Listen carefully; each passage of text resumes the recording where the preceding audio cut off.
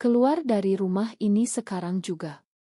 Kamu bukan anakku lagi, teriak ibunya, wajahnya merah padam karena amarah yang tak tertahankan. Aisyah, yang baru saja tertangkap basah sedang berpelukan dengan Nadia di kamarnya, hanya bisa menatap ibunya dengan mata berkaca-kaca, hatinya hancur berkeping-keping saat tasnya dilempar ke halaman depan. Aisyah berlari keluar rumah dengan air mata mengalir deras, hujan malam Jakarta yang deras menyambutnya seperti pukulan tambahan dari takdir. Dia tak punya tempat tujuan, hanya ponsel di tangan yang bergetar karena pesan dari Nadia, "Aku di sini, tunggu aku." Tapi di balik rasa sakit itu, Aisyah merasa bebas untuk pertama kalinya, meski bebas yang penuh ketakutan. Bagaimana dia bisa bertahan di kota besar ini tanpa dukungan keluarga? Ibu yang dulu begitu penyayang kini melihatnya sebagai aib, hanya karena cinta yang dia rasakan pada sesama perempuan. Pagi harinya, Aisyah tiba di apartemen kecil Nadia di daerah Tanah Abang. Nadia, gadis berusia 25 tahun dengan senyum hangat dan mata yang selalu penuh pengertian, membuka pintu dan langsung memeluknya erat. "Kita akan melewati ini bersama," bisik Nadia sambil menyeka air mata Aisyah.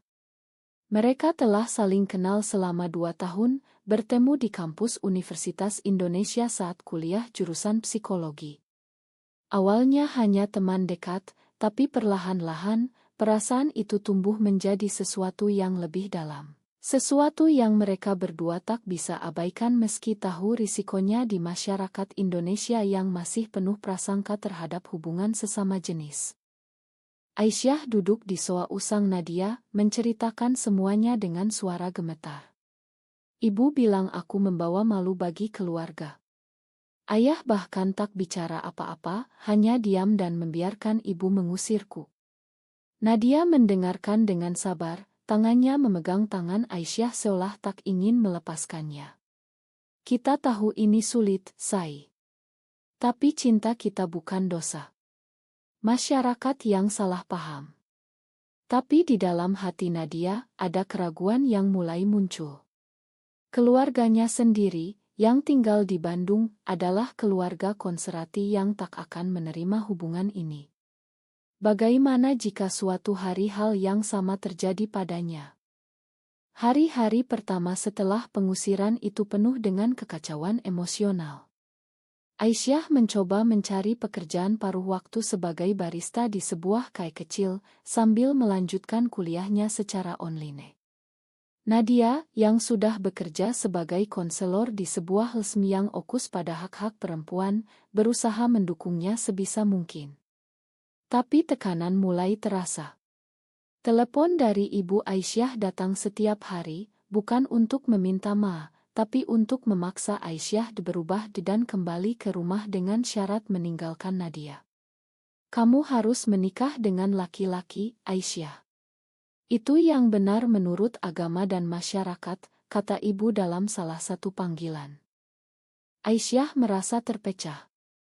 Di satu sisi, dia mencintai Nadia dengan sepenuh hati, merasakan kedamaian yang tak pernah dia dapatkan sebelumnya. Di sisi lain, ikatan darah dengan keluarga membuatnya merasa bersalah. Apakah dia egois karena memilih cinta ini?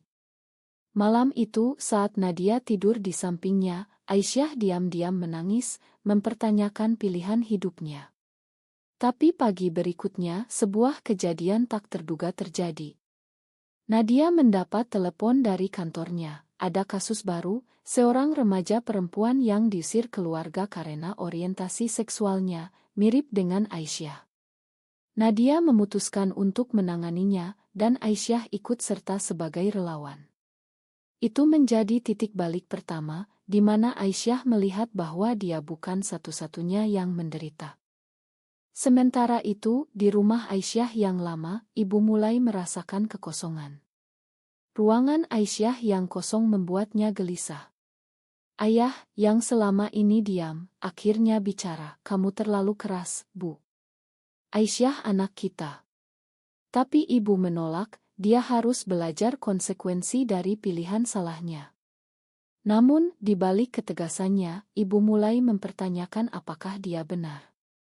Tetangga mulai bergosip, dan keluarga besar mulai menjauh, menganggap keluarga mereka bermasalah. Karma mulai bekerja pelan-pelan, membuat ibu merasa terisolasi seperti yang dialami Aisyah. Aisyah dan Nadia semakin dekat melalui pekerjaan mereka di LSM. Mereka bertemu dengan banyak cerita serupa, perempuan yang diusir, diintimidasi, bahkan mengalami kekerasan karena identitas mereka. Ini membuat Aisyah semakin yakin dengan pilihannya, tapi juga menambah beban. Suatu hari, saat mereka sedang rapat, Nadia mendapat pesan dari saudaranya di Bandung, "Kamu harus pulang. Ibu sakit." Nadia ragu, tapi akhirnya memutuskan pergi sendirian, takut jika membawa Aisyah akan memperburuk situasi. Aisyah merasa ditinggalkan, meski tahu alasannya. "Jangan bohongi mereka selamanya, Nad," kata Aisyah sebelum Nadia pergi. Di Bandung, Nadia menghadapi keluarganya. Ibunya memang sakit ringan, tapi saudaranya curiga, "Kamu hidup dengan siapa di Jakarta? Jangan-jangan kamu ikut-ikutan tren aneh itu." Nadia menyangkal, tapi hatinya terasa berat. Dia merindukan Aisyah, tapi takut kehilangan keluarga. Saat kembali ke Jakarta, Nadia lebih pendiam, dan Aisyah merasakan ada yang berubah. "Apa yang terjadi di sana?" tanya Aisyah. Nadia hanya tersenyum paksa, "Tidak ada apa-apa." Konflik mulai muncul. Aisyah menemukan pesan di ponsel Nadia dari teman lama yang menyarankan Nadia kembali ke jalan lurus. Aisyah marah, "Kamu ragu dengan kita." Nadia mengaku, "Aku takut, Say.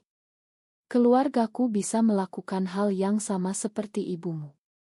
Pertengkaran pertama mereka pecah, penuh air mata dan kata-kata tajam.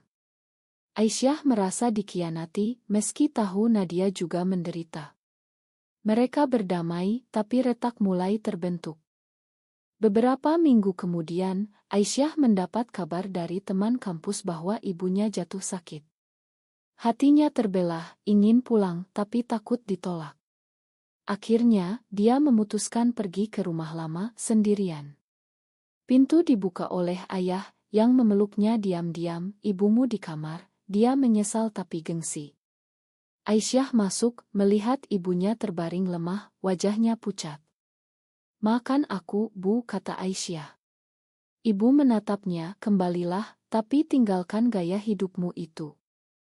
Aisyah menolak, "Ini bukan gaya hidup, Bu. Ini aku yang sebenarnya." Pertengkaran meledak lagi, meski ibu sakit. Ayah mencoba menengahi, tapi Aisyah pergi dengan hati hancur. Di jalan pulang, dia menelepon Nadia, "Aku butuh kamu sekarang." Tapi Nadia sedang sibuk dengan kasus baru di LSM, seorang perempuan yang hampir bunuh diri karena penolakan keluarga. Nadia datang terlambat, dan Aisyah merasa semakin sendirian. Tekanan masyarakat mulai terasa lebih kuat. Di tempat Aisyah bekerja, ada pelanggan yang mengenalinya dan bergosip, itu anaknya Bu Siti, yang katanya lesbian. Aisyah mendengarnya, hatinya sakit. Dia mulai mempertanyakan apakah layak bertahan. Nadia, di sisi lain, mendapat promosi di LSM, tapi dengan syarat lebih terlibat dalam advokasi publik. "Aku harus tampil di seminar tentang hak LGBT," kata Nadia. Aisyah bangga tapi takut, "Bagaimana dengan keluargamu?" Nadia memutuskan maju dan seminar itu sukses. Tapi setelahnya, foto Nadia beredar di media sosial, dan keluarganya di Bandung marah besar. Saudaranya datang ke Jakarta, memaksa Nadia pulang. "Kamu membawa malu. Ibu jatuh sakit lagi karena ini." Nadia terjebak, harus memilih antara keluarga dan Aisyah. Dia bilang pada Aisyah, "Aku harus pergi sebentar untuk menenangkan mereka." Aisyah merasa dikhianati, "Kamu selalu memilih mereka daripada kita." Nadia pergi ke Bandung, meninggalkan Aisyah sendirian di apartemen. Hari-hari itu penuh kesepian bagi Aisyah. Dia mulai bergabung lebih aktif di LSM, bertemu dengan Rina, seorang aktris lesbian yang lebih berpengalaman.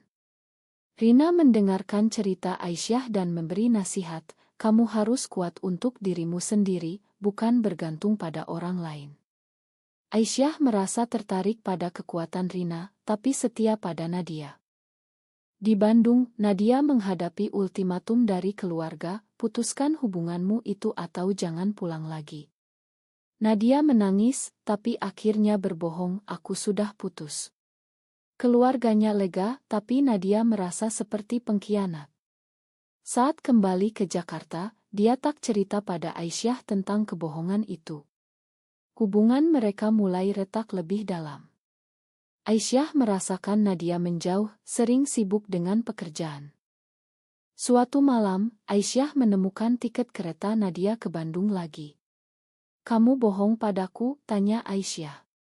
Nadia mengaku, aku bilang pada mereka kita putus, supaya mereka tenang. Aisyah marah besar, jadi aku rahasiamu selamanya. Pertengkaran hebat terjadi, Aisyah pergi dari apartemen, menginap di rumah teman. Nadia menyesal, tapi tak tahu bagaimana memperbaiki. Sementara itu, ibu Aisyah mulai berubah. Setelah sakit, dia bertemu dengan tetangga yang cerita tentang anaknya yang gay dan bahagia. Ibu mulai membaca artikel online tentang LT, meski ragu. Ayah mendorong, coba pahami Aisyah. Ibu menelepon Aisyah, pulanglah, kita bicara. Aisyah ragu, tapi setuju bertemu di tempat netral. Pertemuan itu tegang. Ibu bilang, aku tak setuju, tapi aku tak ingin kehilanganmu. Aisyah menjelaskan perasaannya, ini bukan pilihan, Bu. Aku lahir begini. Ibu mendengarkan untuk pertama kalinya. Tapi saat Aisyah cerita tentang Nadia, ibu marah lagi, dia yang merusakmu. Aisyah pergi, tapi benih perubahan mulai tumbuh di hati ibu. Aisyah kembali ke apartemen, tapi Nadia tak ada. Ada surat, aku perlu waktu untuk memikirkan semuanya. Ma. Aisyah hancur, merasa ditinggalkan. Dia menelepon Rina, yang datang dan menghiburnya. Kamu pantas dapat yang lebih baik, kata Rina.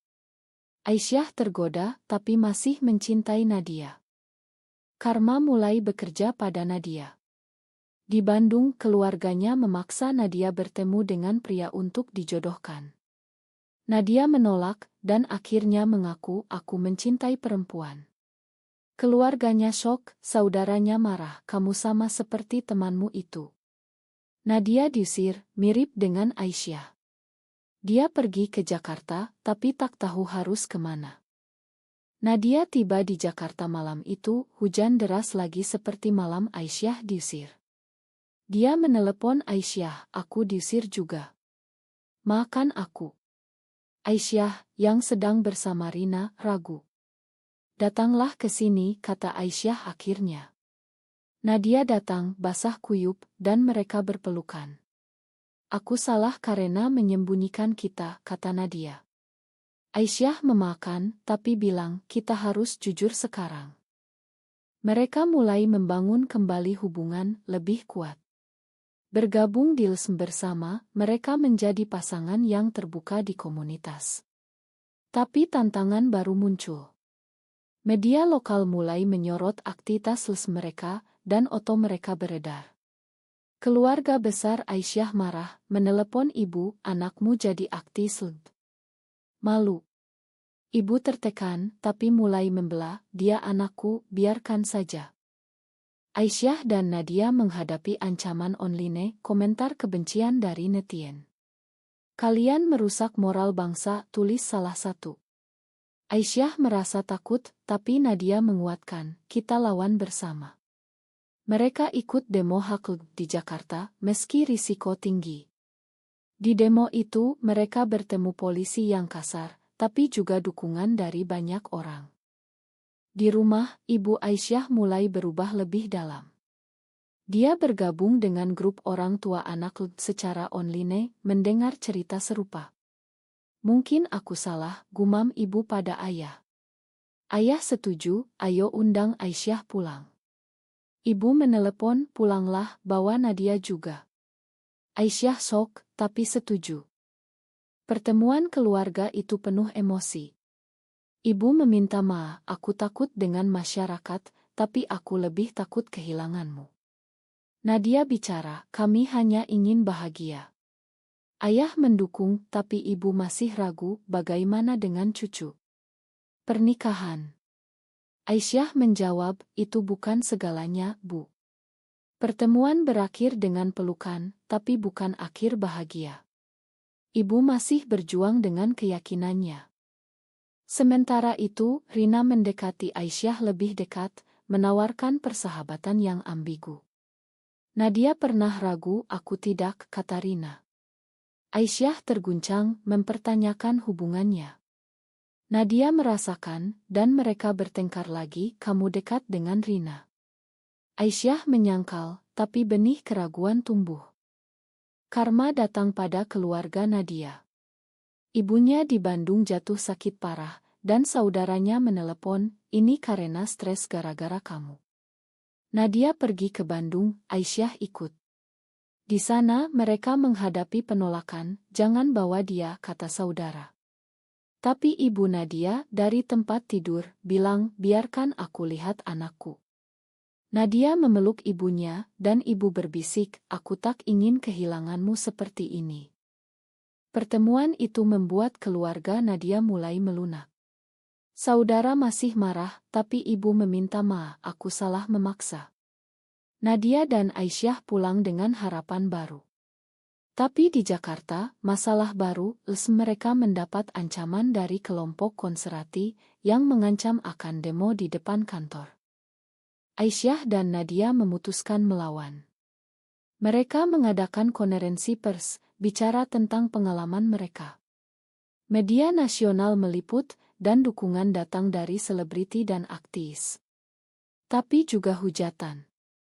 Aisyah mendapat telepon anonim, hati-hati, kami tahu di mana kalian tinggal.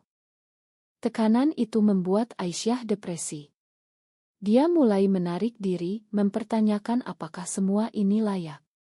Nadia mencoba menguatkan, tapi Aisyah bilang, mungkin kita harus berpisah, supaya aman.